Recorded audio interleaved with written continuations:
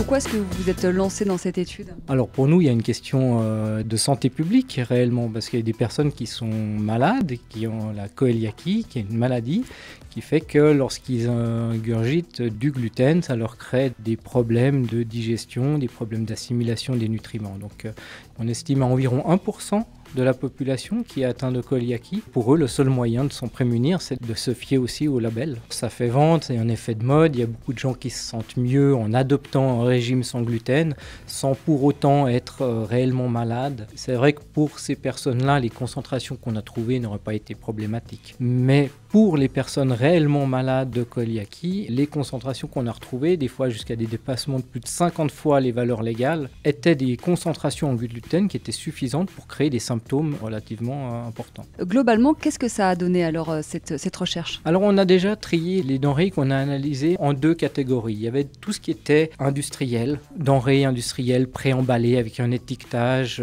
que l'on trouve principalement en supermarché. Et puis les denrées un peu artisanales qu'on a plus retrouvées en boulangerie, en pâtisserie.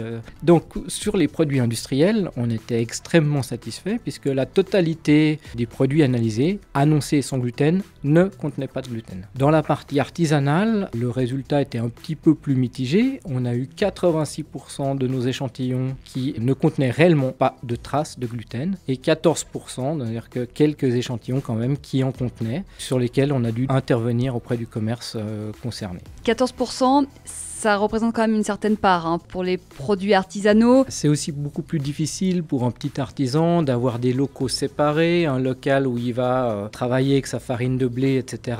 Puis un autre local qui sera dédié au sans gluten, où il va travailler sans céréales contenant du gluten. Donc les risques de contamination sont plus importants. En l'occurrence, un des cas qu'on avait trouvé, c'était un artisan qui utilisait de la farine de riz. La farine de riz qu'il utilisait était elle-même contaminée. En l'occurrence, cette farine de riz n'était pas certifiée sans gluten, elle était marquée peut contenir des traces. Et elle était réellement contaminée. Et un autre cas qu'on a obtenu, c'était une tartelette au citron, où effectivement l'artisan faisait une coque, une pâte lui-même sans gluten, et il ne s'était pas rendu compte que la farce et la crème qu'il utilisait, elle en contenait, et il s'en était pas rendu compte. Ces erreurs-là n'ont pas été commises au niveau industriel, où il y a quand même une assurance qualité plus sérieux, plus important qui est mis au niveau du contrôle des ingrédients par rapport aux artisans.